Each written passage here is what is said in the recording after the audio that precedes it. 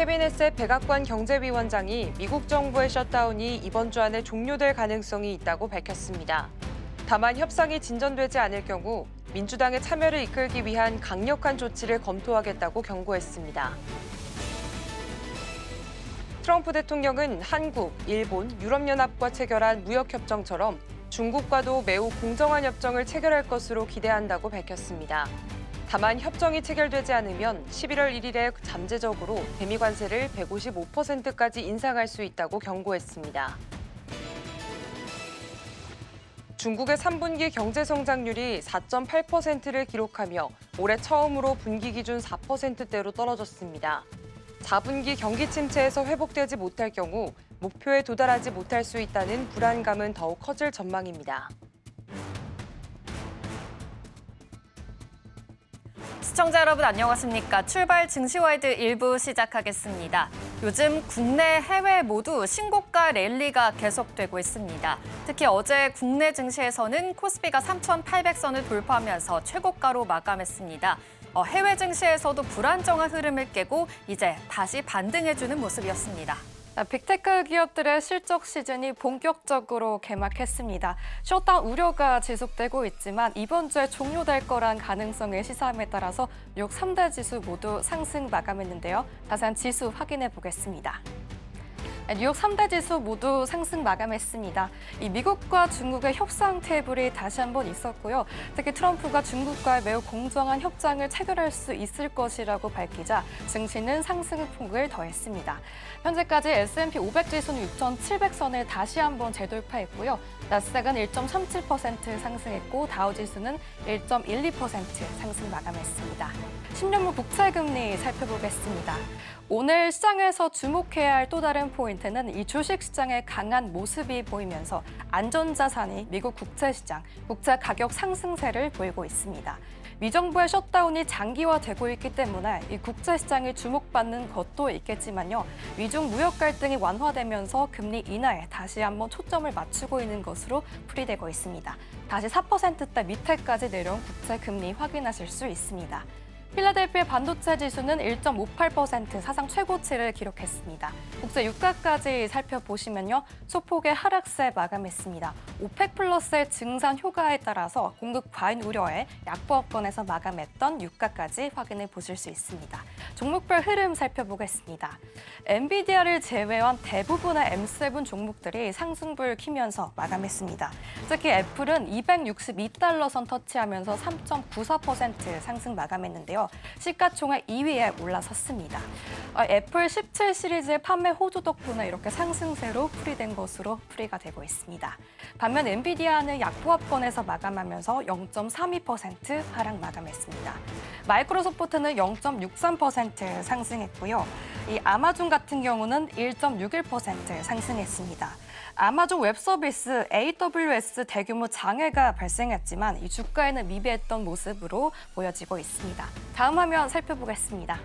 알파벳의 주가는 1.28% 상승했고요. 메타는 2.13%, 테슬라 역시 1.85% 모두 상승 마감했습니다.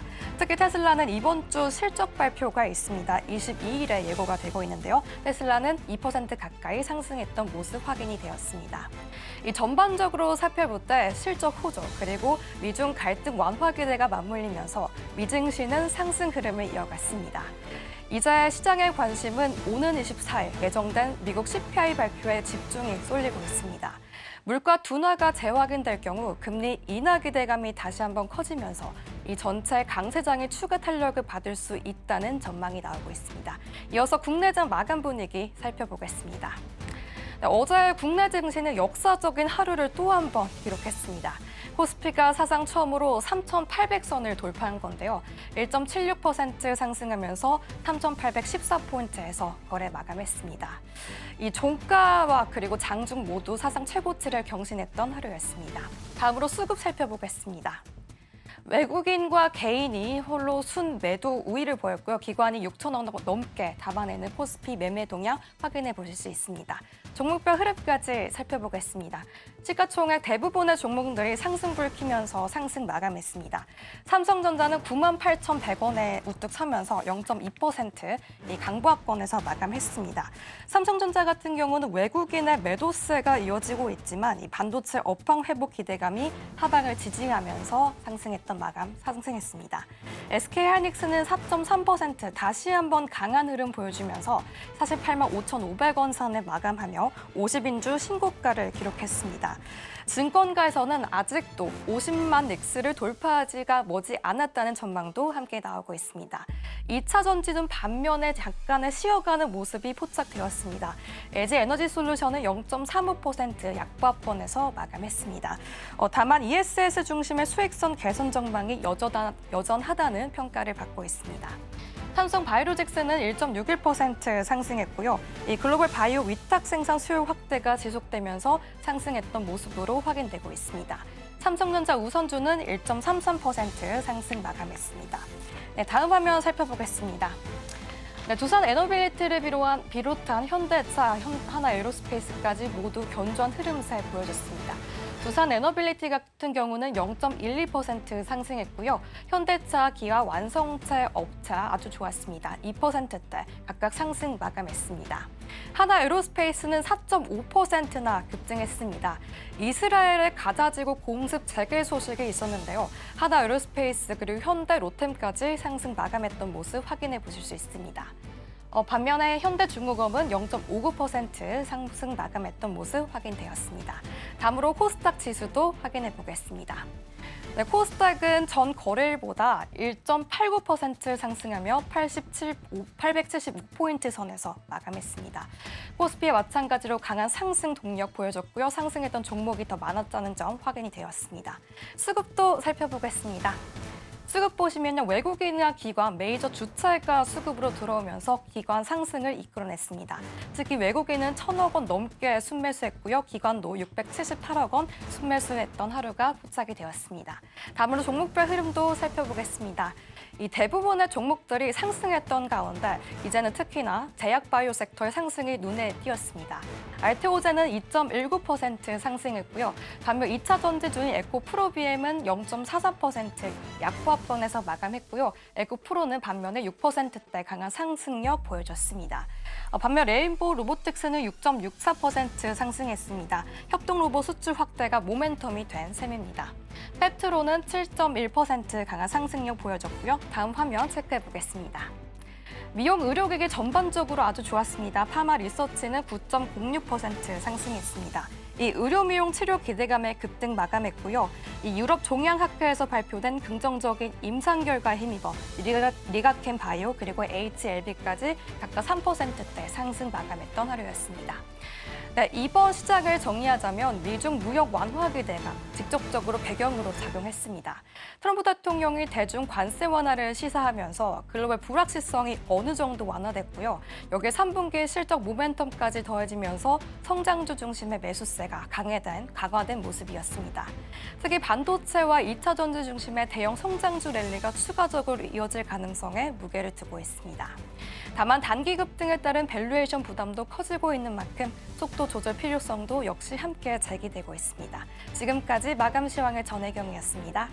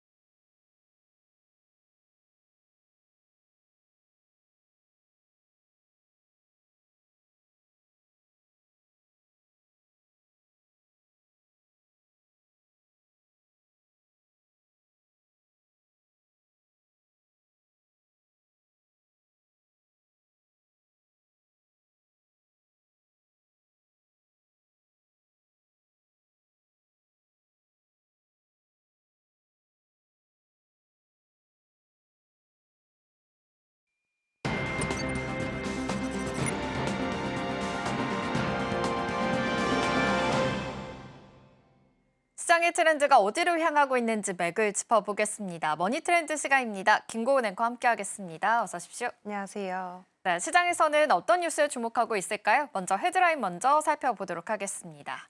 네, 먼저 첫 번째로는 젠스환 CEO가 에이펙 행사에 참여하기 위해서 방한한다라는 소식 자세하게 짚어보도록 하겠고요. 두 번째는 금값이 계속해서 급등하고 있습니다. 이와 관련돼서 어떠한 이유인지도 살펴보겠습니다. 마지막으로 리플 소식까지 전해드리겠습니다. 그럼 첫 번째 키워드입니다. 네, 엔비디아 젠스환 CEO가 이달 말에 경주에서 열리는 에이펙 행사에 참석하기 위해서 이제 방한을 하기로 합니다. 아무래도 에이펙 안에서 CEO 서밋이 있기 때문에 이를 위해서 참석할 예정이지만 삼성전자와의 협력 소식까지 기대해 볼 수 있다라는 전망들도 함께 나오고 있습니다. 어떠한 이슈인지 먼저 살펴보도록 하겠습니다. 네, 일단 젠슨왕 CEO가 한국을 방문하는 건 엔비디아 창립 이후 지금 처음입니다.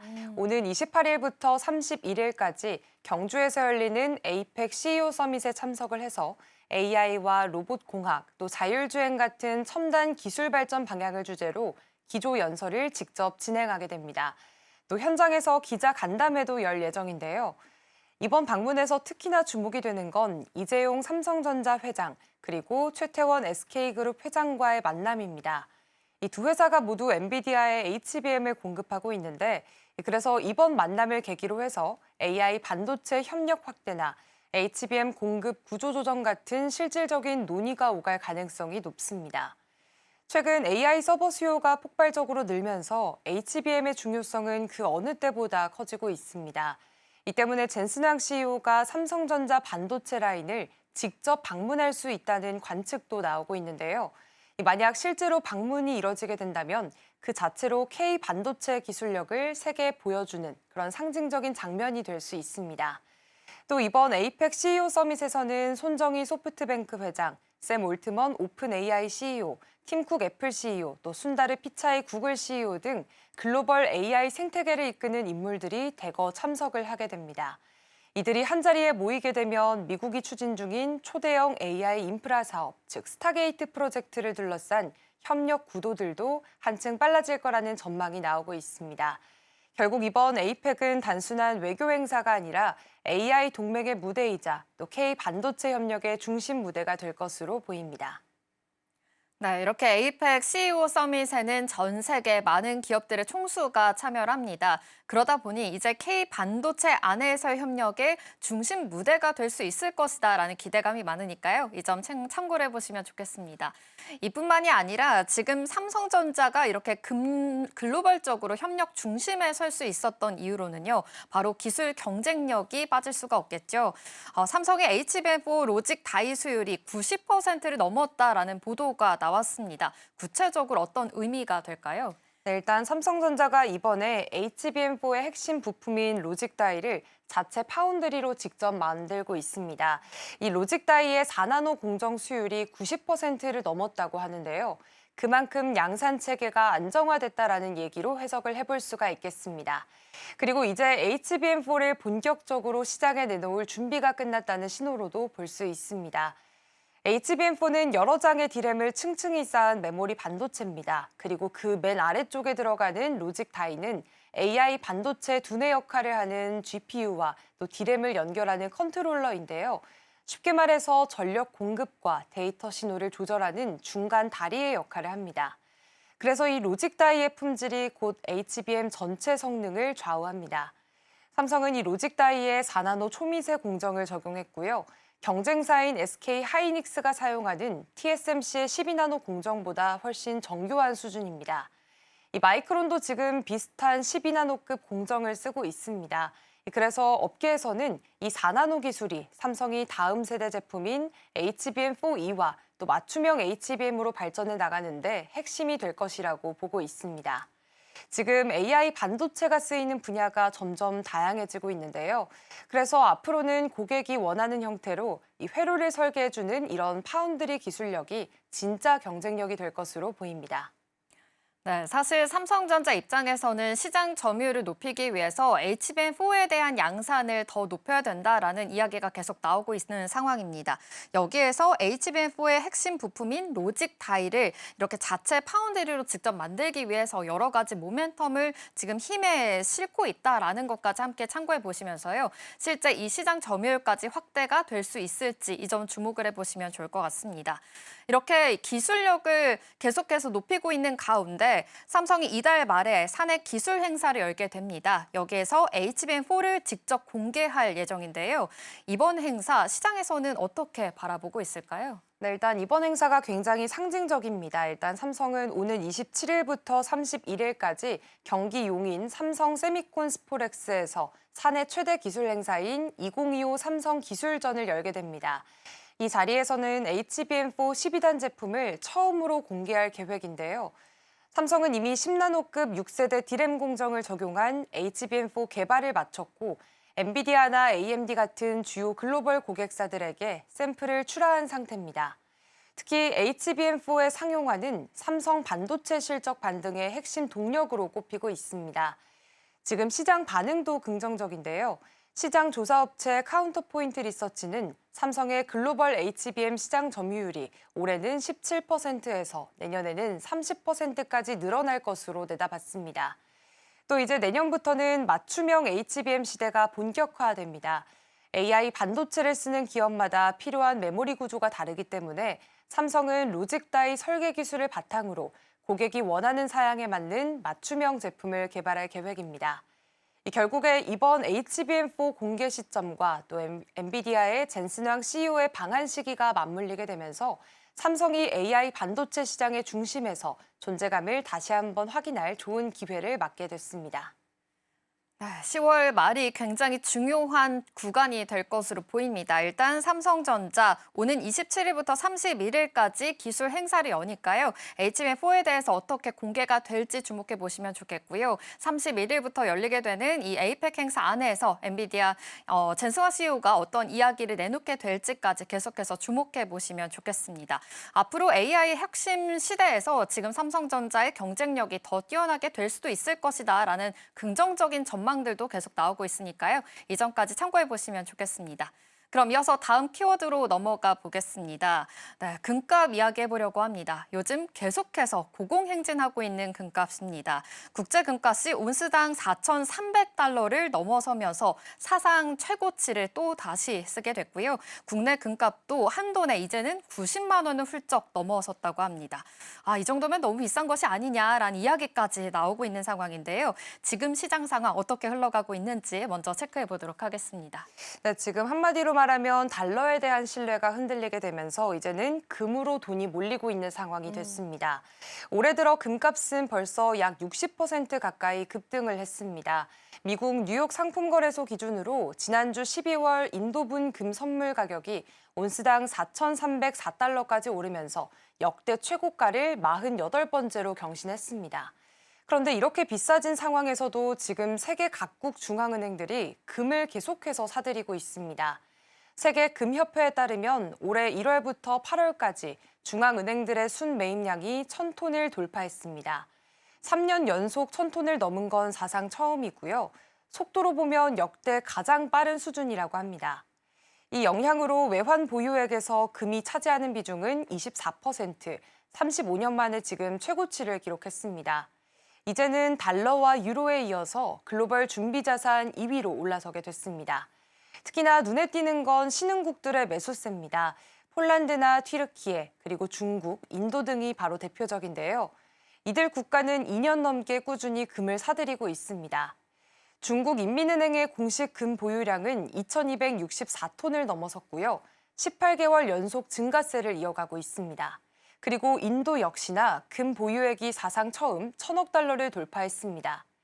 결국에 이런 흐름들을 봤을 때 단순히 투자 차원이 아니라 이제는 달러 중심 국제 금융 질서에 대한 불안감이 만들어낸 구조적인 변화라고 볼 수가 있겠습니다. 네, 금값이 이렇게 빠르게 올라가고 있습니다. 역대 이 빠른 수준이다라고도 체크가 되고 있는데요.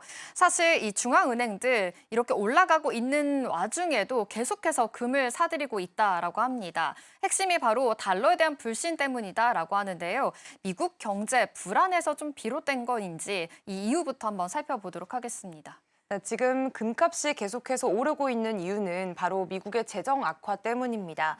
현재 미 연방정부의 부채는 37조 9천억 달러, 역대 최고 수준으로 꼽히고 있는데요. 1년 사이에만 이 2조 2천억 달러, 하루로 따지면 약 250억 달러씩 늘어나게 된 셈입니다. 이제는 GDP 대비 부채 비율이 124%까지 올라가게 됐고요. 이자 비용만 하더라도 9천억 달러에 달합니다. 이게 얼마나 큰 규모냐면 미국의 국방비를 벌써 넘어서게 됐습니다. 그러다 보니까 시장에서는 이런 구조라면 지금 달러의 신뢰가 약해질 수밖에 없다라는 우려가 커지고 있습니다. 실제로 달러화 가치는 올해 들어서 약 12% 하락을 했는데요. 이런 상황에서 중앙은행들이 달러 자산을 너무 많이 들고 있는 건 위험하다라고 판단을 하는 겁니다. 그래서 금값이 비싸더라도 계속해서 사들이고 있는 거고요. 에드먼드 모이 전 미국 조폐국장도 지금의 금 매수는 단순한 투자라기보다는 달러 의존도를 줄이려는 전략적인 움직임이다라고 설명을 했습니다. 네, 이렇게 달러화 가치가 지금 12% 하락하고 있는 상황입니다. 그러다 보니 달러 자산을 많이 가지고 있으면 더 위험하다라는 위험 선호 심리가 더 있는 것으로 보입니다. 그러다 보면 안전자산인 금값에 계속해서 지금 이렇게 수요가 몰리게 될 수밖에 없겠죠. 이제 금이 위기 때 찾는 안전자산이 아니라 이제는 새로운 신뢰 기준이 될 수 있다라는 이야기까지 나오고 있는 상황입니다. 요즘 그러다 보니 실물 금까지 부족해지고 있는 그런 상황이라고 합니다. 실제로 지금 시장에서는 얼마나 금이 부족한 상황일까요? 네, 일단 이제 금은 단순히 위기 때 잠깐 찾는 보험 자산이 아니라 사실상 준기축통화로 자리 잡아가는 과정이라고 볼 수가 있습니다. 지금 국내 수요만 봐도 굉장히 폭발적인데요. 지난 18일 기준으로 순금 한 돈 가격이 93만 원을 넘어서게 되면서 사상 최고가를 기록했습니다. 이 불과 한 달 반 전까지만 해도 그러니까 9월 초에는 68만 원이었는데 이 한 달여 만에 30% 넘게 급등을 했습니다. 그 결과 지금은 정말 말 그대로 없어서 못 파는 상황이 됐습니다. 국내 주요 은행들은 1kg짜리 대형 골드바만 일부 남아있고요. 소형 제품들은 거의 다 품절이 됐습니다. 한국조폐공사도 내년 1월 1일까지 골드바 공급을 중단한다고 밝혔고 주요 시중은행들도 실버바 판매를 일시 중단하기도 했습니다. 그만큼 실물 수요가 공급을 완전히 앞지르게 된 상황이 됐고요. 이런 상황에다가 원달러 환율 상승 그리고 국내 거래 가격이 국제 시세보다 더 비싸게 되는 이른바 김치 프리미엄 현상까지 겹치게 됐습니다. 현재 국내 금값은 해외보다 10% 이상 비싼 수준인데요. 결국에 이제 금은 단순히 비상시 자산이 아니라 국가 간 신용의 기준이자 새로운 가치 저장 수단으로 다시 한번 주목을 받고 있습니다. 골드만삭스와 HSBC 같은 주요 투자은행들도 중앙은행의 꾸준한 매입세가 향후 10년간 금값 하방을 떠받칠 것이라고 내다봤습니다. 심지어는 내년 금값 전망치를 온스당 4,900달러까지 올리기도 했습니다. 네, 결국에 금 입장에서는 지금 달러의 대체제다라는 이야기 나오고 있죠. 계속해서 금값은 올라가고 있고 아무래도 미국의 재정 악화까지 좀 더해지면서 안전자산 선호 심리가 크게 올라가고 있는 것으로 함께 파악이 되고 있는 상황입니다. 많이 올랐다 보니까 가격에 대한 변동성도 무시 못할 것 같습니다. 이에 대해서는 주의할 필요가 있어 보입니다. 그럼 이어서 다음 키워드로 넘어가 보겠습니다. 네, 이번 주에 미국 상원에서는 암호화폐 업계들의 인사들의 비공개 회동이 예정이 되어 있습니다. 이 중심에는 리플이 있다고 하는데요. 이번 만남 어떤 배경에서 추진될지 먼저 살펴보도록 하겠습니다. 네, 일단 이번 회동은 한마디로 미국의 암호화폐 규제 논란을 직접 풀기 위한 자리입니다. 현지 시간 23일 민주당의 커스틴 질리브랜드 상원의원이 주도하는 비공개 라운드 테이블 회의가 곧 열리게 됩니다. 이 자리에서 리플을 비롯해서 코인베이스, 체인링크, 갤럭시, 또 유니스왑, 또 서클 등 미국을 대표하는 주요 암호화폐 기업의 CEO와 법률 책임자들이 참석을 하게 되는데요. 리플에서는 슈투어트 알데로티 법률 총괄이 참석해서 최근 논란이 됐던 디파이 규제안과 스테이블코인 법안에 대한 업계의 입장들을 직접 전달할 예정입니다. 이 회의는 그동안 워싱턴 정치권에서 미뤄져 왔던 암호화폐 제도화 논의의 첫 실질적인 대화라는 점에서 의미가 큽니다. 특히나 최근 민주당이 추진하던 디파이 규제 초안이 유출되면서 업계에서는 이건 혁신이 아니라 사실상 금지에 가깝다는 반발이 거셌습니다. 이에 리플과 코인베이스는 명확한 규제는 필요하지만 새로운 기술의 발목을 잡는 방식은 안 된다라며 이 회의에 대해서 좀 직접 대화를 요청해 왔는데요. 결국 이번 회동이 바로 그 요구에 대한 첫 공식 응답이자 리플이 미국 내 정책 논의의 중심 무대에 올라선 계기로 확인해 볼 수가 있습니다. 네, 결국에는 리플이 지금 미국 내 규제 논의의 중심에 서 있다라고도 볼 수 있겠습니다. 그런데 지금 시점이 좀 미묘합니다. 왜냐하면 지금 미국 정부가 셧다운이 계속되고 있는 상황이죠. 그러다 보니 암호화폐 ETF 승인 절차까지 멈춰 있는 그런 상황입니다. 이런 부분들도 아무래도 리플과 좀 연관이 되어 있는 상황인지 이 점도 볼까요? 네, 지금 ETF 승인 지연 사태가 굉장히 리플에게도 중요한 변수로 자리 잡고 있습니다. 현재 미국 증권거래위원회가 이 솔라나와 라이트코인 그리고 리플의 XRP ETF까지 여러 종목들의 심사를 진행 중이었는데요. 그런데 정부 셧다운이 길어지게 되면서 벌써 기한을 넘겨버린 상태입니다. 이 여파로 인해서 시장이 크게 흔들렸습니다. 암호화폐 전체 시가총액이 3조 5천억 달러 수준으로 줄었고요. 한 달 사이에 약 8,500억 달러가 증발했습니다. 투자 심리도 급격히 위축이 되면서 시장 분위기를 보여주는 공포 탐욕 지수가 단기간에 극단적 공포 구간까지 떨어지기도 했습니다. 하지만 이런 불확실한 상황 속에서 리플은 정면 돌파를 택했습니다. ETF 지연으로 투자 심리가 얼어붙은 가운데서도 리플은 오히려 지금이 실물 비즈니스 기반을 강화할 때다라고 판단을 한 건데요. 실제로 리플은 올해 들어서 프라임 브로커 히든로드와 스테이블코인 인프라 기업 레일 인수에 이어서 최근에는 세 번째 대형 인수 합병을 단행하기도 했습니다. 결국에는 ETF 불확실성 속에서도 멈추지 않고 사업 확장으로 돌파구를 찾고 있는 모습입니다. 네, 또 최근에는 리플이 지금 10억 달러 규모의 인수를 단행한 소식도 전해졌습니다. 이번에 리플이 인수한 지트레저리 이게 어떤 회사고 어떤 방식으로 지금 시장에서 주목을 받고 있는지 이 점도 좀 따져볼 필요가 있어 보입니다. 네, 일단 이번 인수는 리플이 단순한 송금 회사에서 이제는 글로벌 금융 인프라 기업으로 도약하겠다라는 선언에 가깝습니다. 리플은 지난 17일 자금 관리 시스템 전문 기업인 지트레저리를 10억 달러, 우리 돈으로는 약 1조 4천억 원에 인수를 했습니다. 이 회사는 40년 넘게 전 세계 대기업들의 자금 관리 솔루션을 제공해온 곳인데요. 리플은 이번 인수를 통해서 120조 달러 규모의 글로벌 자금 관리 시장에 직접 진입하게 됐습니다. 리플의 브래드 갈링하우스 CEO는 기존 금융 시스템은 너무 느리고 비효율적이다. 이건 블록체인으로 해결할 수 있다라고 강조했습니다. 쉽게 말해서 기업들이 은행 계좌에 묶어두는 잠자고 있는 자금을 실시간으로 활용할 수 있게 만들겠다는 전략이고요. 리플과 지트레저리가 손을 잡게 된다면 기업들은 자금을 즉시 이동시킬 수 있고 또 국경을 넘는 결제나 환매 조건부 채권 거래도 실시간으로 유동성 확보가 가능해지게 됩니다.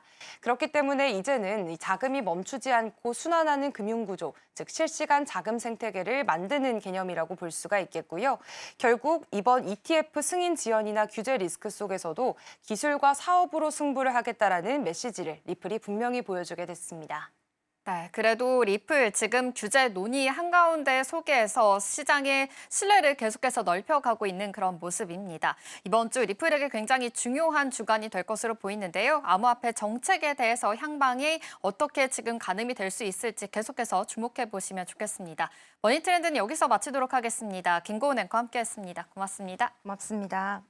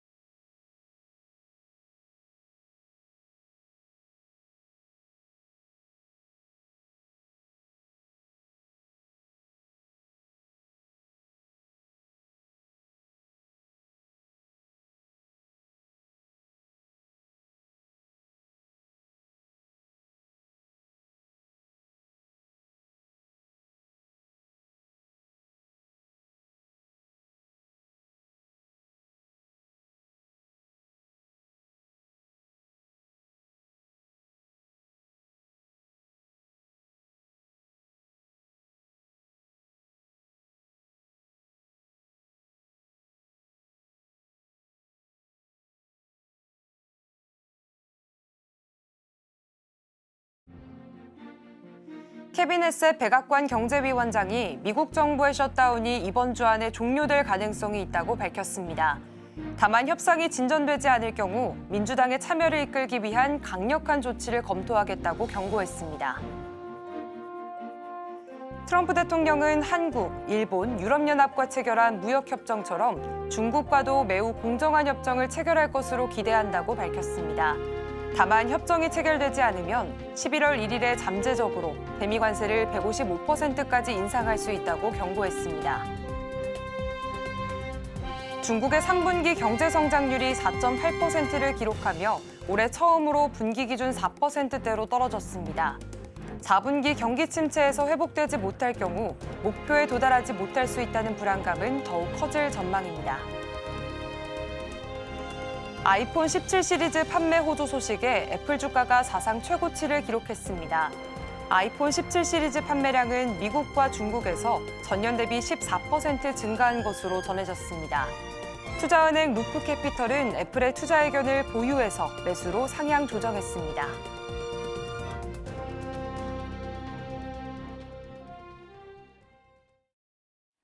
밤사 있었던 뉴욕 증시 마감 상황과 어제장 국내 증시 분위기까지 자세하게 짚어보겠습니다. 요즘 신고가 랠리에 계속해서 동참하고 있는 글로벌 증시의 흐름입니다. 국내 증시도 마찬가지고요. 간밤에 뉴욕 증시도 계속해서 좋은 랠리가 펼쳐졌는데요. 자세한 마감 상황 살펴보도록 하겠습니다. 네, 뉴욕 증시 3대 지수 모두 다 상승으로 마감했습니다. 모두 1% 넘게 상승하면서 좋은 랠리가 펼쳐졌죠. 두 가지 이유로 해석을 해볼 수가 있겠습니다. 먼저 시장을 이끈 것은 바로 애플입니다. 간밤에 애플이 굉장히 강하게 올라왔는데요. 바로 아이폰 17 시리즈가 출시 이후에 10일 동안 미국과 중국에서 굉장히 많이 판매가 된 것으로 집계가 됐습니다. 아이폰 16보다 14% 더 판매가 된 것으로 보이는데요. 아이폰 17 시리즈 디자인 변화부터 성능 개선 그리고 새로운 색상과 카메라 업그레이드까지 시장의 반응들이 굉장히 긍정적으로 지금 나온 것으로 해석이 되고 있습니다.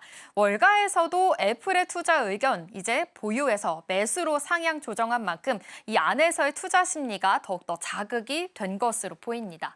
이뿐만이 아닙니다. 바로 시장에서 지금 셧다운 우려가 계속되고 있었죠. 그런데 이 셧다운이 곧 해소가 될 것이다라는 기대감도 함께 반영이 됐습니다. 백악관에서는 지금 이 셧다운 관련해서 20일째 지금 접어든 셧다운이 이번 주 내에 종료가 될 가능성이 크다라고 밝혔습니다.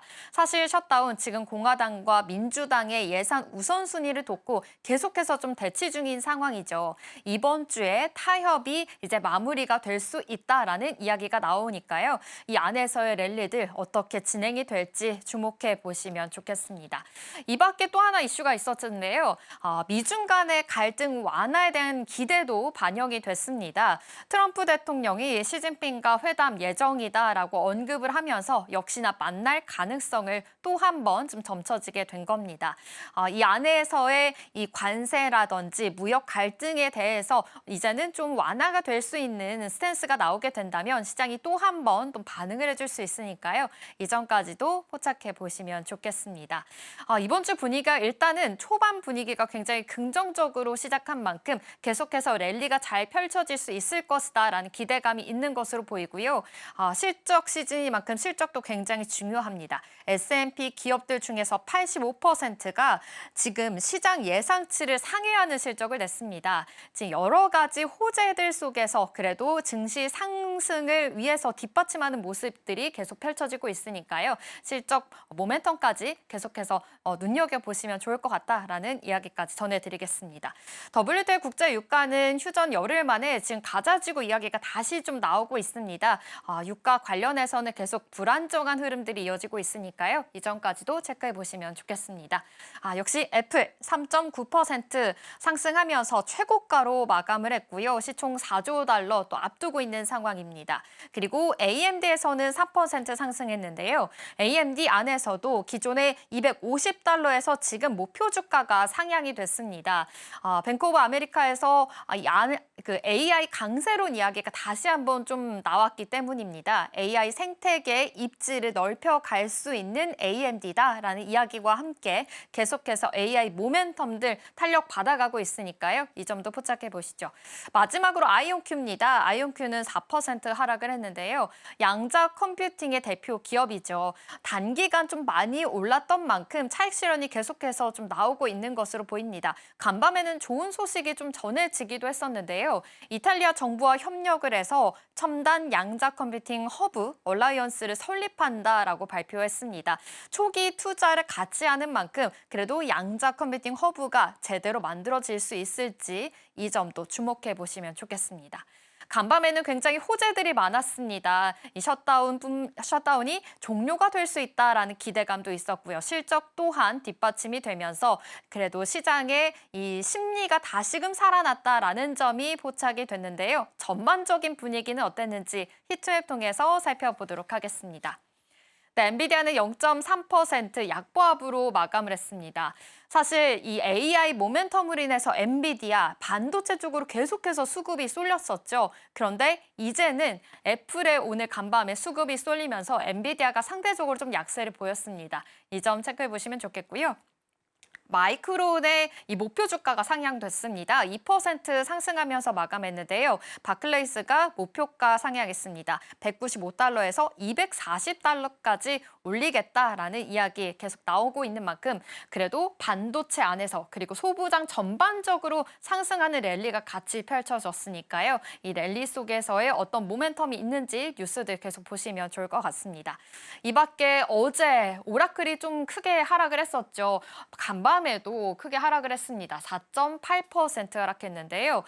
오라클 안에서는 AI 클라우드 사업의 낮은 수익성 그리고 신용 등급이 하향이 되면서 계속 여파가 진행되고 있는 것으로 보입니다.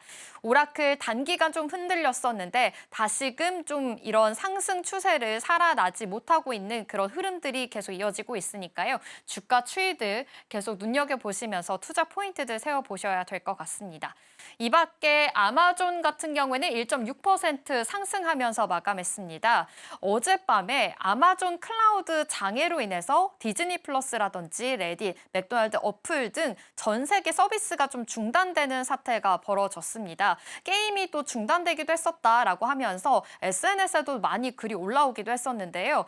그런데 조속히 좀 수습이 된 상황입니다. 그래서 아마존 주가에서는 영향을 크게 받지 않았는데요. 오히려 상승하면서 마감했다라는 점 짚어보시면 좋겠습니다. 이 밖에 테슬라가 1.85% 상승했습니다. 이번 주에 테슬라 실적이 나오게 되죠. 22일에 나오게 되는데요. 테슬라가 3분기 인도량을 발표한 뒤에 월가에서는 지금 전기차 판매 그리고 세액공제 관련해서는 아직까지 좀 유효한 실적이 나올 수 있을 것이다. 3분기에 이러한 실적들이 몰리게 되면서 오히려 호실적이 나올 수 있을 것이다라는 기대감이 같이 있는 것으로 보입니다. 실적 발표를 앞두고 주가가 연일 상승하고 있으니까요. 모멘텀 해석해 보시면 좋겠고요. 22일 밤에 나올 예정이라는 점 다시 한번 체크해 드리겠습니다. 오늘 밤에는 넷플릭스의 이 실적이 나옵니다. 사실 소비재 단에서 계속해서 같이 좀 모멘텀 받아가고 있는 종목이죠. 그리고 미국 경제 전반적으로 소비주가 굉장히 강한 시세를 또 보여주고 있습니다. 실적 안에서 과연 잘 찍힐 수 있는 숫자들이 나오게 될지 이 점 주목해 보시면 좋겠습니다.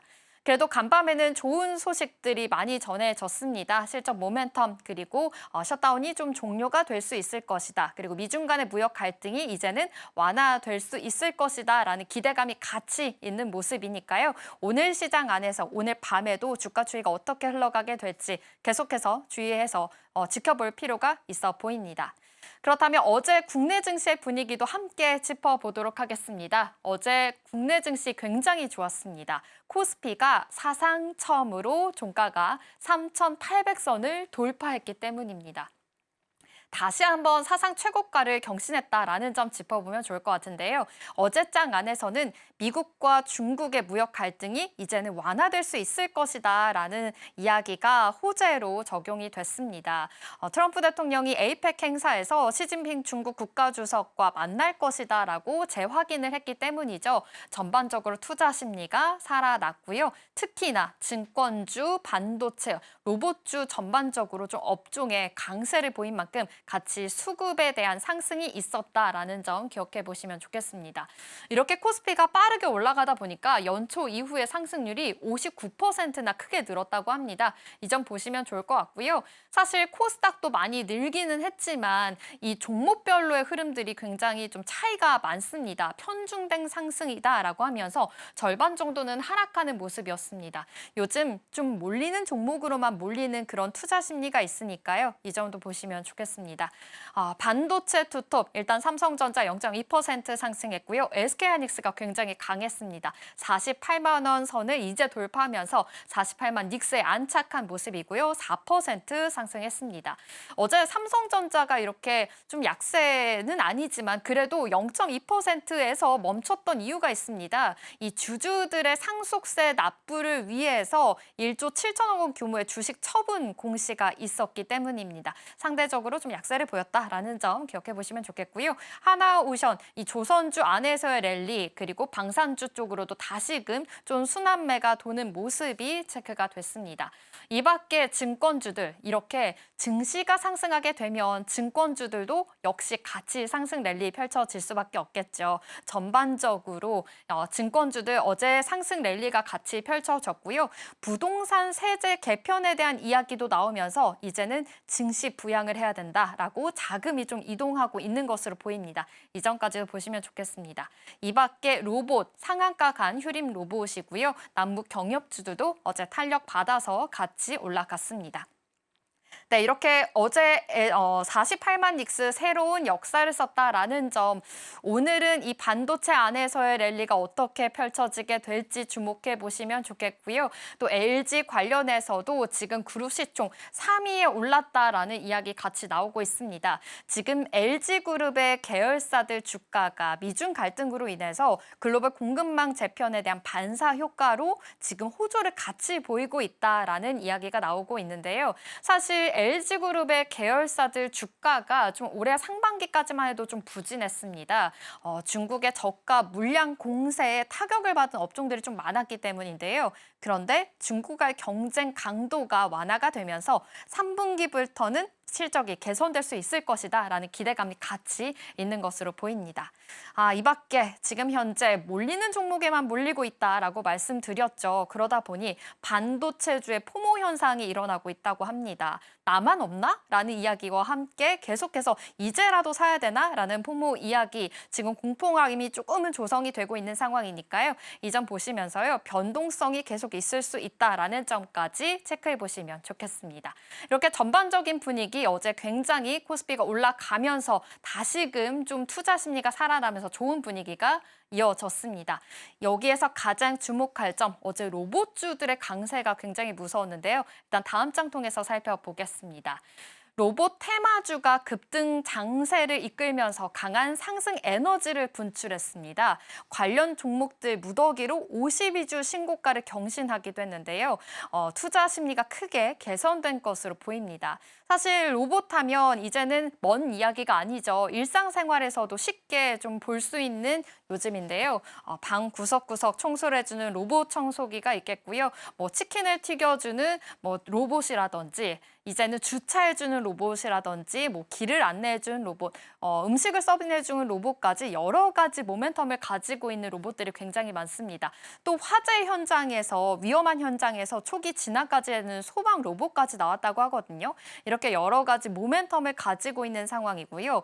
노동 환경까지 빠르게 변화하고 있죠. 노란봉투법의 이 국회 통과뿐만이 아니라 내년 3월에 전격 시행을 또 하겠다라는 이슈도 있고 주 4.5일제 도입 논의에다가 산업 현장에 대해서 지금 중대재해 처벌 강화까지 이야기가 나오면서 노동 리스크를 줄이기 위한 자동화 전환이 지금 불가피한 환경에 있는 상황입니다. 이렇게 여러 가지 이슈로 인해서 로봇주들 탄력을 받고 있다라는 것은 여러분들 이미 많이 알고 계실 겁니다. 특히나 여기에서 더 주목할 점은 휴머노이드 시장이 될 것 같은데요. 글로벌 차원에서도 성장의 기대가 굉장히 빠르게 커지고 있습니다. 골드만삭스가 최근에 휴머노이드 시장 전망을 기존 2,820만 대에서 1억 3,780만 대로 4.9배나 상향 조정했습니다. 이제 AI 로봇 시대가 머지 않았다라는 평가까지 나오고 있는 상황이니까요. 이런 모멘텀들 계속해서 기억해 보시면 좋겠습니다. 그렇다면 대체 어제 로봇주도 얼마나 강세를 보였길래 이렇게 로봇주들의 탄력이 좋았나 하고 다음 스탁 통해서 한번 살펴보도록 하겠습니다.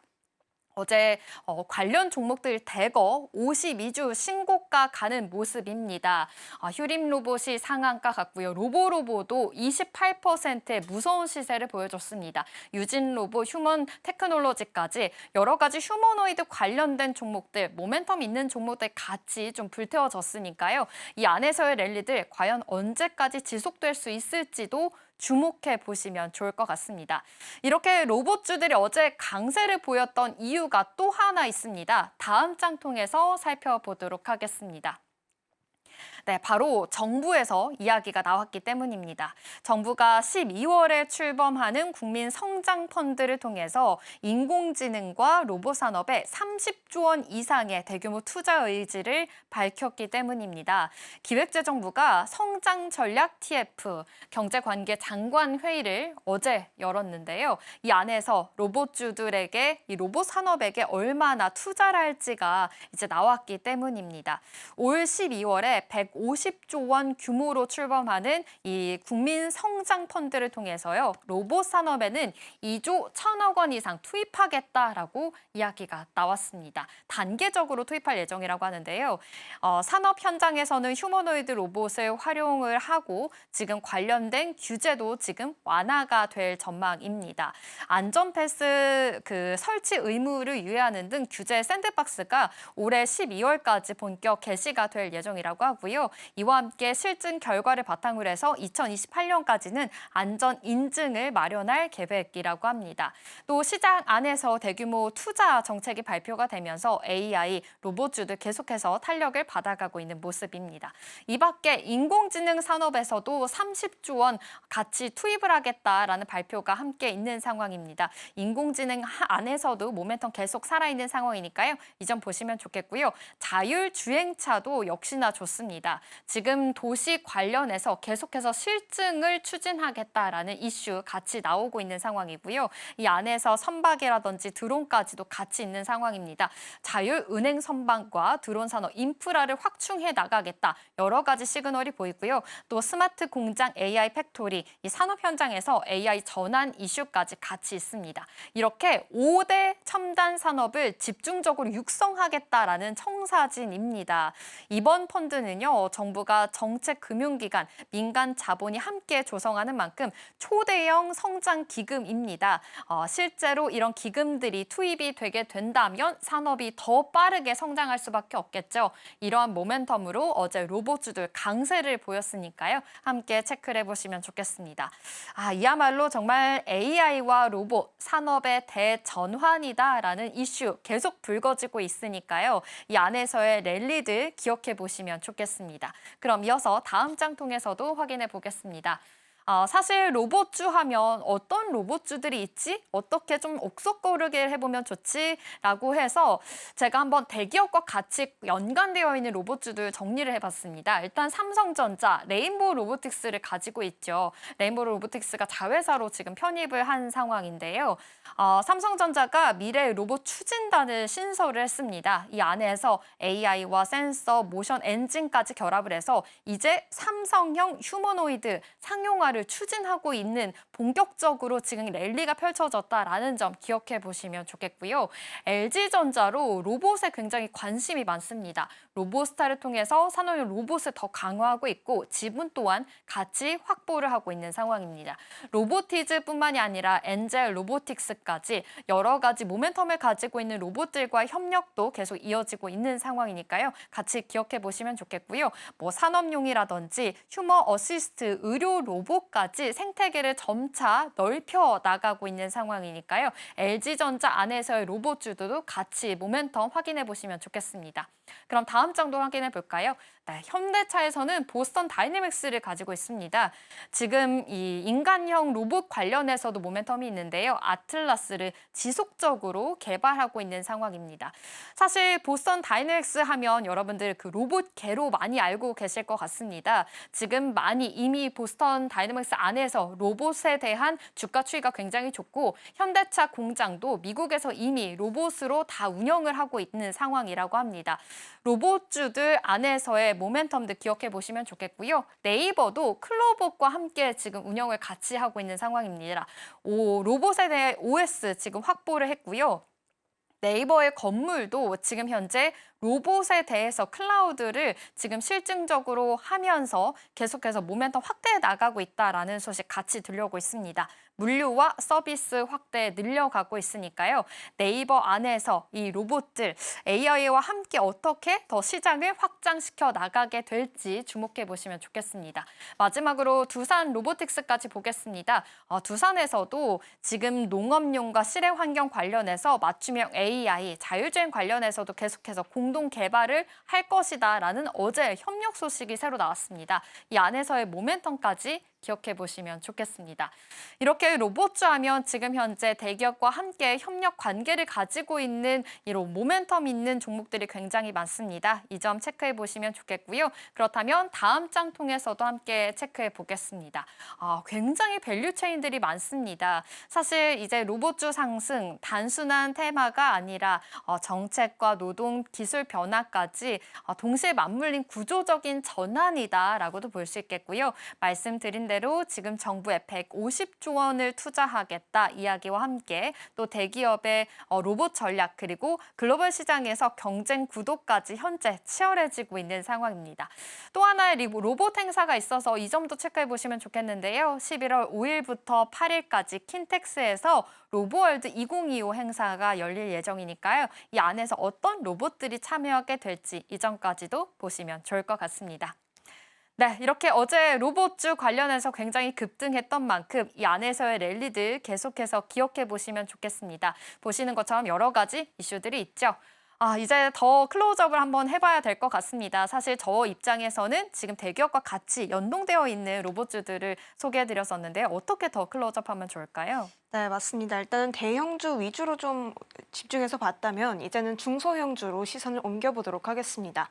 어제 일단 정책 모멘텀이 가장 크게 쏘아 올렸죠. 일단은 중소형주들의 어제 장 흐름을 좀 짚고 가도록 하겠습니다. 어제 전반적으로 많이 빨간불을 켜줬던 로봇주들의 하루였습니다. 휴림 로봇은 상한가 달성했고요. 유진 로봇은 19%, 제닉스 로보틱스는 18%대, 로보로보도 상한가까지 근접하면서 줄줄이 상승하는 흐름들을 보여줬습니다. 앞에서 언급했듯 정책 모멘텀이 가장 크게 끌어올렸는데요. 정부가 AI와 로봇 분야를 핵심 성장축으로 지정을 했고 국민 성장 펀드도 2조 원 넘게 직접 투입하겠다, 이 로봇 산업에 직접 넣겠다라는 계획을 발표했죠. 자, 그런데 사실 어제는 정부의 정책 자금이라는 국내 트리거가 있었지만 이 이전에는 AI 수요 확대라는 그런 글로벌 흐름도 계속 로봇과 맞물리고 있었습니다. 특히 TSMC의 호실적 발표로 인해서 AI 반도체 수요가 예상보다 훨씬 강했다라는 점이 확인이 됐죠. 여기에 더 나아가서 노란봉투법 시행까지 이러한 흐름들이 최근에 로봇주들을 움직이고 있었습니다. 이제는 로봇주가 테마단에 있다고 하기에는 분위기가 많이 좀 달라진 것 같습니다. 자, 그렇다면 각 기업들의 행보도 하나씩 좀 자세히 들여다봐야겠죠. 다음 페이지를 통해서 살펴보겠습니다. 자, 일단은 여러 가지 기업들을 소개해드리기 이전에 오늘 기업들 하나의 좀 카테고리로 묶어볼 수가 있을 것 같습니다. 바로 산업과 제조용 로봇을 만드는 회사다라고 좀 볼 수 있을 것 같은데요. 보통 자동차 생산 라인을 보시면요. 커다란 기계팔이 용접도 하고 부품을 옮기는 모습들을 많이 좀 접해 보셨을 것 같습니다. 그게 바로 1세대 산업용 로봇입니다. 그리고 그 다음 단계가 사람과 협업을 하는 협동 로봇 2세대에 차지하고 있고요. 마지막으로 3세대는 요즘 가장 주목받고 있는 인간형 로봇, 즉 휴머노이드가 뒤를 잇고 있습니다. 그리고 오늘 들여다볼 기업들은 이 1세대 산업용 로봇을 제조하는 기업이다라고 보시면 되겠습니다. 사실 한국은 이 가운데 산업용과 협동 로봇이 세계 5대 강국 안에 들어가는 국가입니다. 중국이나 일본이나 미국 함께 글로벌 제조 로봇 시장을 주도하고 있죠. 자동차 생산 라인뿐만 아니라 사실은 조선이나 전자, 기계 라인까지도 로봇 자동화가 깊숙이 들어와 있기 때문에 우리가 생각하는 것보다 훨씬 더 많은 로봇이 이미 국내 산업 현장에 들어와 있다라고 보시면 됩니다. 산업용 부분을 좀 말씀드렸는데 제조업도 마찬가지입니다. 이미 로봇은 일상이 되어 있습니다. 이 국제 로봇 연맹 통계에 따르면요, 우리나라 근로자 10,000명당 제조용 로봇은 1,000대가 투입되고 있다고 합니다. 그만큼 세계 1위의 로봇 밀도 국가다라고 좀 보시면 되겠고요. 국내 로봇 산업 매출 또한 6조 원인데 이 중에 절반 이상이 제조용 로봇입니다. 한국의 경쟁력은 이 공장 자동화에 있습니다. 그리고 이 공장 자동화를 이루어 나가기 위해서 산업과 제조용 로봇을 투입하고 있는데요. 사실 이 안에서 좀 아쉬운 부분들이 있다고 합니다. 핵심 부품의 국산화율이 지금 50% 수준밖에 안 된다라고 하는데 아직까지 남은 절반들은 해외에 의존하고 있다라는 점입니다. 기술 자립이 아직까지 좀 필요한 과제겠고요. 이러한 부분들을 뒤에서 조금 더 추가적으로 다뤄보도록 하겠습니다. 자, 일단은 이러한 산업용과 제조용 로봇을 만드는 기업들이 오늘 짚어볼 부분이다라고 좀 예고편을 드리게 됐습니다. 자, 그렇다면 다음 페이지에서 이 기업들의 흐름들을 더 자세히 들여다보도록 하겠습니다.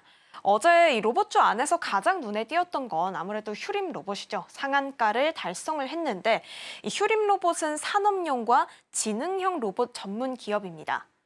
어떤 로봇들을 좀 주력으로 삼고 있느냐라고 봤을 때는 반도체나 디스플레이 공정에 사용되는 고정밀 제조 로봇이 있고요. 또 자율주행 AMR 물류 로봇까지 갖추고 있습니다. 대표 제품으로 자리하고 있는데요. 이제는 좀 이렇게 생각하시면 되겠습니다. 해당 로봇들은 사람 대신에 로봇이 창고 안을 오가면서 물류를 나르게 되는 그런 로봇이다라고 생각하시면 됩니다. 센서로 길도 찾고 충돌도 피하고 필요한 지점까지 스스로 움직이게 됩니다. 여기에 더 나아가서 스마트 팩토리 솔루션까지 구축하고 있습니다. 사실 이것은 시뮬레이션 기반 설계를 통해서 이루어지고 있는 부분입니다. 결국 전반적인 주력으로 삼고 있는 로봇들을 확인해 봤을 때는 단순한 로봇 한 대를 파는 게 아니라 이 공장 전체를 자동화하는 아까 조금 전에 언급드렸듯이 한국이 주력으로 삼고 있는 게 공장 자동화인데 이 부분을 겨냥하고 있다. 솔루션 비즈니스로 발전 중이다라는 것을 확인할 수가 있습니다. 어제 휴림 로봇의 주가 급등 배경에는 정책 모멘텀이 가장 컸죠. AI 대전환 정책이 직접적으로 연결이 되고 있습니다. 특히 로봇 분야 실증 확대와 AI 딥테크 유니콘 기업 육성 계획이 발표되자 바로 시장의 반응이 이 안에서 나타나기도 했습니다. 여기에 더해서 네이버 수혜까지 받아가는데요. 이 네이버가 최근에 MIT와 카이스트와 함께 휴머노이드 로봇을 개발 중이다라는 소식까지 나오면서 이 휴림 로봇이 사실 산업용에 집중이 되어 있지만 휴머노이드까지 움직임을 꾀하고 있기 때문에 이런 부분에서 온기가 돌고 있는 모습들을 확인해 볼 수가 있습니다. 자, 다음으로는 제닉스 로보틱스입니다. 최근에 제닉스에서 사명을 바꿨는데요. 로봇 전문 기업으로 정체성을 확실히 하겠다라는 의지를 좀 표현한 것으로 보입니다.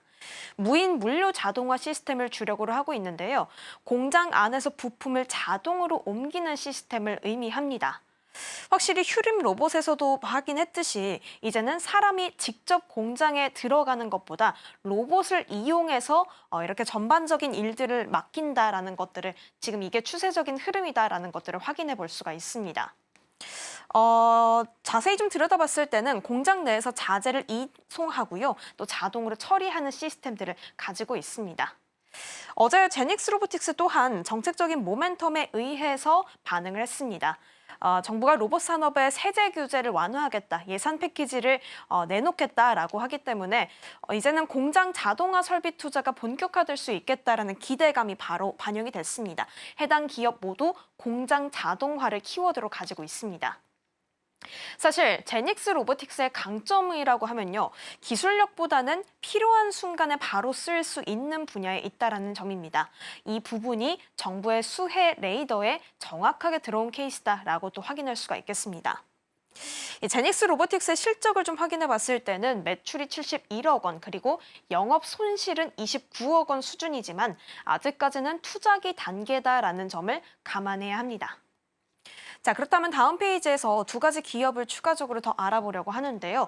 유진 로봇도 어제 좋은 상승세를 보여줬습니다. 아무래도 로봇 청소기로 알려진 기업인데 시장이 어제 주목했던 거는 청소기가 아니라 그 이면에 있는 산업 자동화 기술력입니다. 이 유진 로봇은 자율주행 물류 로봇과 그리고 스마트 팩토리 마찬가지로 자동화 설비 개발하고 있습니다. 이 창고나 공장 안에서 자율주행하는 지게차용 로봇이다라고 보시면 되겠는데요. 어제 마찬가지로 정부의 AI 대전환 투자 확대 소식이 나오자 유진 로봇 또한 급등하는 흐름들 보여줬습니다. 흥미로운 건 아까 청소기로 좀 유명하다라고 말씀을 드렸잖아요. 가정용 로봇에서 출발을 하긴 했지만 이제는 자율주행과 스마트 팩토리까지 B2B 산업 현장으로 확장하고 있다라는 점을 눈여겨봐야겠습니다. 결국 청소부터 생산까지 이 로봇 생태계 안에서 사업 영역을 넓혀나가고 있는 유진 로봇을 확인해 볼 수가 있겠습니다.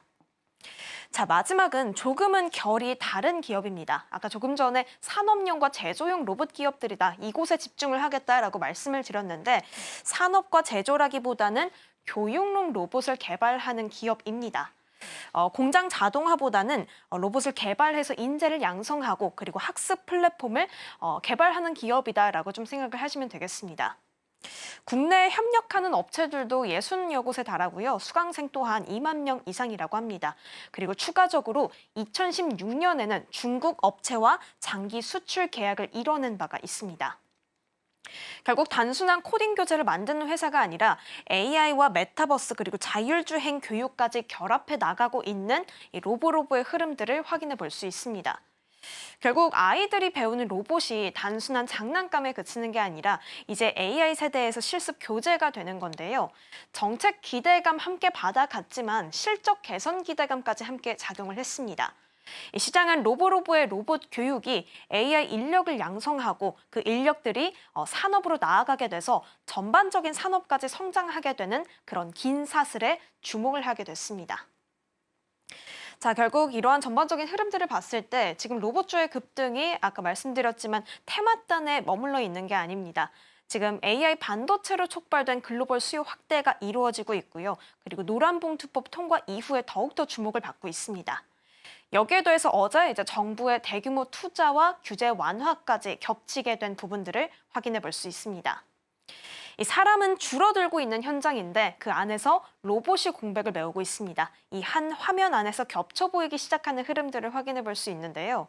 따라서 시장은 언젠가 로봇이 필요하겠다, 이 로봇은 미래다라고 바라보는 게 아니라 지금 이미 로봇이 들어가고 있다라는 실질적인 현장 흐름에 반응하고 있습니다. 자, 하지만 현실적인 그런 과제들도 한번 봐야겠죠. 다음 페이지에서 확인을 해보시면 조금 전에 언급드렸던 부분입니다. 부품에 대한 국산화율이 아직까지는 절반 수준입니다. 해외를 의존하고 있는 부분들이 남아있기 때문에 그리고 그 의존도에서 가장 경쟁력을 띠고 있는 부분이 또 중국입니다.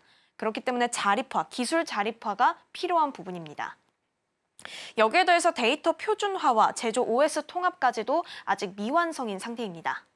한마디로 국내 기업들이 로봇은 잘 갖추어서 만들고 있는데 그 로봇이 움직일 플랫폼이나 생태계가 아직 완전히 좀 갖추어지지 않았다라는 상태로 보시면 되겠습니다.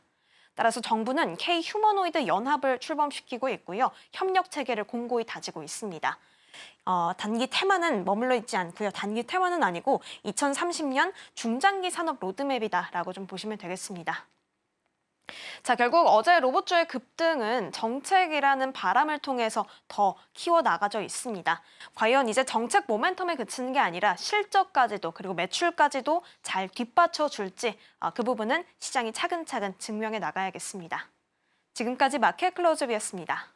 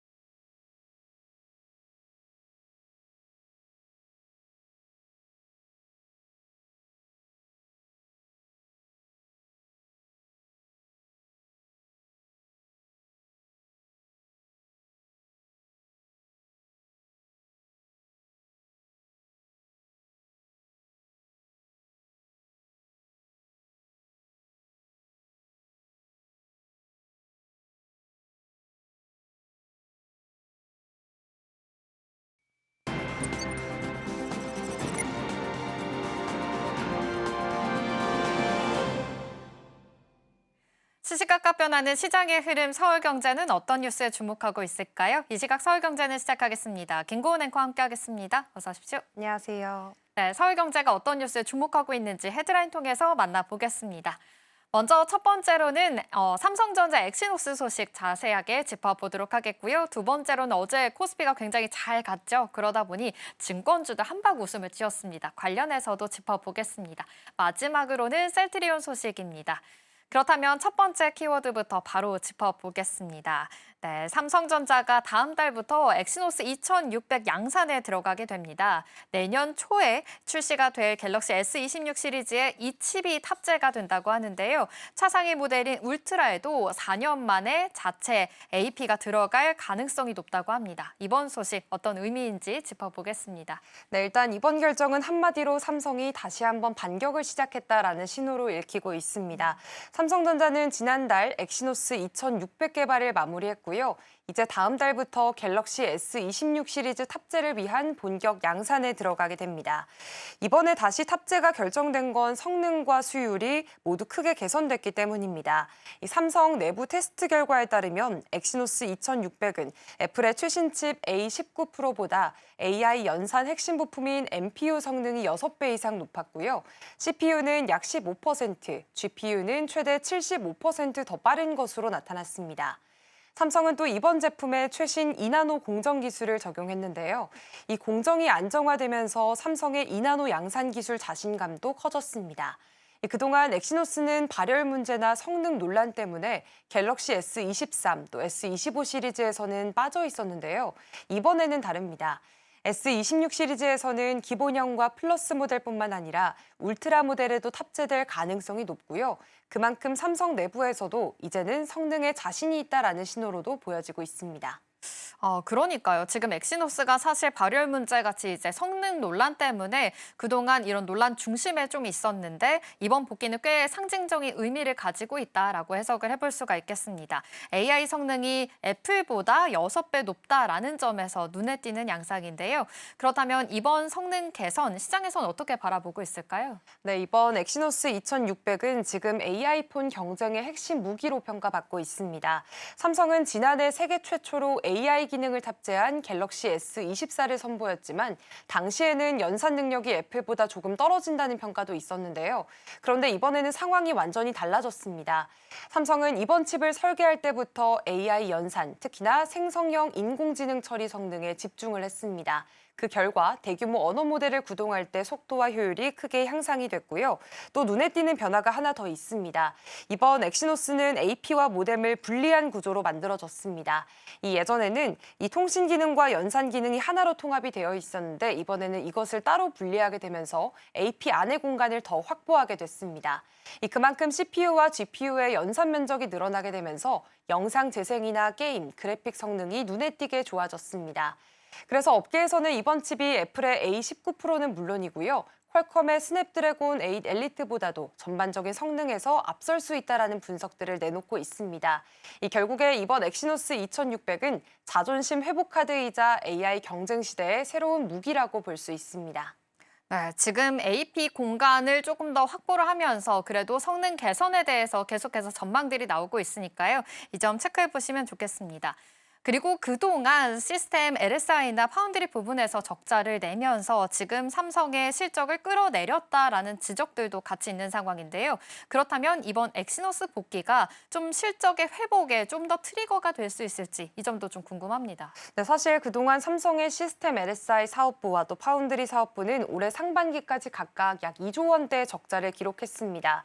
갤럭시 S25에 엑시노스가 빠지게 되면서 삼성이 퀄컴 칩을 사들이는 데만 10조 원 넘게 썼는데요. 하지만 이번 S26 시리즈부터는 이야기가 달라집니다. 자체 칩을 쓰게 되면 구매 비용을 줄일 수가 있고요. 무엇보다 반도체를 직접 만들게 되면서 쌓이는 기술 데이터들을 삼성이 모두 확보할 수 있게 됩니다. 이건 단기적으로는 원가 절감 효과와 또 장기적으로는 2나노 공정 고도화에 도움이 되는 구조입니다. 지금 또 삼성은 이미 테슬라 같은 글로벌 고객사들과 2나노 칩 생산 계약을 맺은 상태입니다. 그래서 이번 엑시노스가 성공적으로 자리를 잡으면 이런 B2B 수주 경쟁력에도 긍정적인 영향을 줄 것으로 보입니다. 결국에는 AI 경쟁이 좀 치열해지고 있는 요즘에 삼성전자가 이 엑시노스 2600으로 반전의 발판으로 좀 발디동할 수 있을지 계속 주목해 보시면 좋겠고요. 내년에 갤럭시 S26이 지금 시장에서는 어떤 평가를 받게 될지도 이 점이 굉장히 또 중요한 요점이 될 수 있으니까요. 이 점도 주목해 보시면 좋겠습니다. 그럼 이어서 다음 키워드로 넘어가 보겠습니다. 네, 어제 코스피 지수가 사상 처음으로 3,800선을 돌파하게 됐죠. 최고가로 마감을 했습니다. 그러다 보니 전반적으로 좋은 랠리들이 펼쳐진 가운데 증권주들이 더 주목을 받았습니다. 이제는 증시 안으로 이 머니 무브가 일어날 수 있을 것이다라는 이야기도 같이 나오고 있는 상황인데요. 증권주들 갑자기 이렇게 튀어오른 이유가 있을 것 같습니다. 관련해서도 이야기 나눠보겠습니다. 네, 일단 이번 증권주 급등의 핵심은 한마디로 이 증시 화랑과 또 거래대금 폭증 때문이었습니다. 어제 코스피는 3,814.69포인트로 마감을 하면서 처음으로 3,800선을 넘어섰습니다. 특히나 기관이 6,400억 원 넘게 순매수하면서 시장을 강하게 끌어올렸고요. 그 영향으로 인해서 증권 업종 지수는 하루 만에 10% 넘게 급등했습니다. 코스피 전체 업종 가운데 상승률 1위를 차지했습니다. 이렇게 증권주가 올랐던 이유는 단순했습니다. 이 증시가 화랑일수록 거래대금이 늘고 그만큼 증권사의 수익도 커지기 때문인데요. 쉽게 말해서 주식이 많이 거래될수록 증권사들은 수수료를 더 많이 벌게 되는 구조입니다. 실제로 한국예탁결제원 자료를 보면 올 3분기 하루 평균 주식 채권 결제 규모가 약 27조 4천억 원이었습니다. 지난해 같은 기간보다 10% 넘게 늘었고요. 특히나 요즘은 개인 투자자뿐만 아니라 기관 자금까지 다시 증시로 돌아오고 있다는 점이 눈에 띕니다. 결국에 돈이 다시 시장으로 돌고 있다. 이게 이번 증권주 급등을 이끄는 가장 큰 힘으로 볼 수 있습니다. 네, 맞습니다. 증시가 화랑일수록 거래대금이 늘어나게 되고 아무래도 수수료까지 같이 쌓이게 되겠죠. 증권주들의 실적 또한 좀 높아질 수 있을 것으로 보이니까요. 이 점 주목해 보시면 좋겠고요. 요즘에는 부동산 규제 강화 이야기까지 같이 나오면서 증시로 이제는 머니 무브가 일어날 수 있을 것이다라는 이야기도 같이 나옵니다. 그렇다면 이런 부분들은 좀 어떻게 해석을 해보면 좋을까요? 네, 사실 이번 증시 랠리는 단순히 투자 심리 때문만이 아니라 지금 정부 정책의 변화가 큰 역할을 한 것으로 보입니다. 정부는 최근 10.15 부동산 대출 규제를 발표했습니다. 핵심은 부동산 시장 과열을 조기에 막겠다는 건데요. 2억 원 금융위원장은 부동산이 유일한 투자 수단이 되는 걸 막겠다고 직접 밝히기도 했습니다. 사실상 자금이 주식시장으로 이동하도록 유도하는 메시지로 해석이 되고 있고요. 대통령실도 같은 취지의 입장을 냈습니다. 투자처를 다양화해서 경제 선순환 구조를 만들겠다는 건데요. 결국에는 정부가 부동산에서 주식으로 돈이 흐르길 원한다는 신호로 시장은 받아들였습니다. 이런 발언들이 이어지게 되면서 시장에서는 정부가 주식시장 활성화를 지원하고 있다는 기대감이 확산됐습니다. 그 결과 부동산 규제가 강화될수록 상대적으로 여유 자금이 증시로 이동하는 이른바 머니무브 현상이 본격화됐고요. 이처럼 정책 변화와 투자 심리가 맞물리면서 증권주는 이제 단순한 경기 수혜를 넘어서서 정책 수혜주로까지 주목을 받고 있는 상황입니다. 그렇다면 앞으로의 전망이 좀 궁금해집니다. 이번 상승세가 반짝 반등일지 아니면 앞으로 좀 업계 전반적으로 평가를 다시 받는 리레이팅의 국면으로 접어들지 이 부분이 굉장히 중요할 텐데요. 앞으로 증권업들의 전망들은 어떻게 분석하면 좋을까요? 네, 지금 증권가의 시각은 전반적으로 긍정적입니다. 먼저 대신증권은 5개 주요 증권사의 3분기 합산 순이익이 약 1조 5,100억 원에 달할 것으로 예상을 했습니다. 이건 지난해보다 크게 개선된 수준인데요. 무엇보다 거래대금 증가로 수수료 수익이 늘었고 기업금융과 트레이딩 부문도 꾸준한 실적을 낸 점이 긍정적으로 평가를 되고 있습니다. DS투자증권은 이번 상황을 증권업종의 구조적 리레이팅 시점이라고 분석을 했습니다. 결국 업종 전체가 다시 제대로 평가받기 시작했다라는 의미인데요. 다만 금리나 글로벌 경기 변수에 따라서 거래대금 증가세가 일시적으로 둔화될 가능성은 유의해야 한다고 봤습니다. 그리고 지금 시중 유동성을 보여주는 M2 증가율도 반등세를 보이고 있습니다. 여기에다가 지금 정부가 모험 자본 활성화 정책을 추진하고 있다는 점도 호재로 꼽히고 있습니다. 이런 정책 방향 속에서 증권사는 타 금융업종보다는 규제 부담이 적고 성장 여력은 큰 업종으로 꼽히고 있고요. 결국 전문가들은 코스피가 3,800선을 넘어서서 이제 4,000선을 바라보는 이 시점에서 그 중심에는 증권주가 있을 가능성이 높다라고 이야기를 하고 있습니다. 네, 좋습니다. 지금 코스피가 이렇게 크게 올라오게 되면서 증권주들 좀 주목을 받고 있는 상황인데요. 코스피가 4천도 갈 수 있다라는 이야기가 같이 나오고 있으니까요. 앞으로의 랠리가 어디까지 이어질 수 있을지 주목해 보시면 좋겠습니다. 그럼 이어서 다음 이슈로 넘어가 보겠습니다. 셀트리온 소식입니다. 셀트리온이 올해 매출이 4조 원, 영업이익이 1조 원을 넘길 수 있을 것이다라는 전망이 나왔습니다. 업계에서는 바이오 업계의 가운데서 지금 가장 큰 폭의 실적 성장세를 기록할 것이다라는 이야기까지 같이 나오고 있는데요. 그렇다면 구체적으로 어떤 요인들이 지금 상승까지 이끌 수가 있을까요? 네, 일단 한국투자증권은 올해 셀트리온의 매출을 약 4조 2천억 원, 그리고 영업이익을 1조 1천억 원으로 전망을 했습니다. 실적 개선의 이유는 세 가지가 꼽히고 있는데요. 일단 먼저 생산 효율화가 있습니다.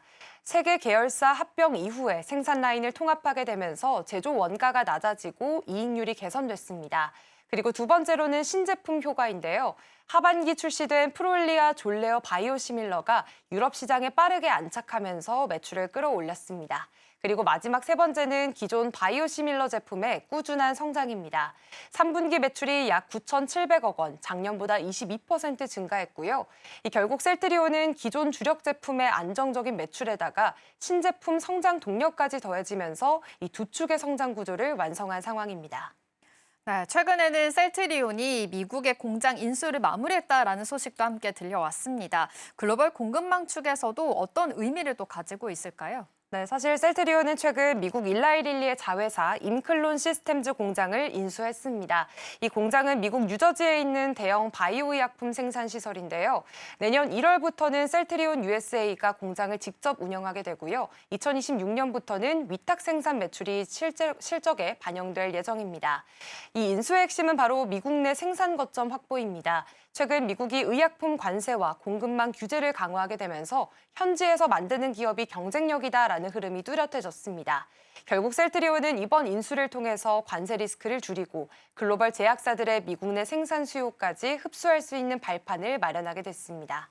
네, 여기에 더해서 최근에는 미국의 FDA가 지금 셀트리온의 유플라이마에 대해서 소아 적응증을 추가로 승인했다라는 소식까지 함께 들려왔습니다. 구체적으로 어떤 의미를 가지고 있을까요? 네, 사실 이번 승인은 셀트리온이 미국 시장을 본격적으로 확대할 수 있는 계기가 되기도 합니다. FDA가 자가면역 질환 치료제 유플라이마에 대해서 지금 소아 적응증을 추가 승인하게 됐는데요. 이제는 어린이 환자에게도 처방이 가능해진 겁니다. 특히나 이 시점이 중요한 건 오리지널 의약품인 휴미라의 독점권이 막 끝났기 때문입니다. 셀트리온이 바로 그 공백을 노려서 빠르게 시장에 진입하게 된 거고요. 시장 규모가 크기 때문에 이번 승인으로 유플라이마 매출 확대가 본격화될 가능성이 큽니다. 결국에는 셀트리온이 생산 효율화, 미국 생산 거점 확보, 여기에다가 신제품 확대까지 이렇게 세 가지 축이 동시에 움직이게 되면서 글로벌 바이오 시장에서 입지를 확실히 다져나가고 있습니다. 네, 좋습니다. 셀트리온 지금 수익성 개선뿐만이 아니라 글로벌 확장과 신제품 확대까지 이렇게 세 가지의 모든 요인들이 탄탄하게 이루어지고 있다라는 점이 확인이 됐습니다. 실적까지 이런 모멘텀이 이어질 수 있을지 계속해서 주목해 보시기 바랍니다. 이 시각 서울경제는 여기서 마치도록 하겠습니다. 김고은 앵커와 함께했습니다. 고맙습니다. 고맙습니다.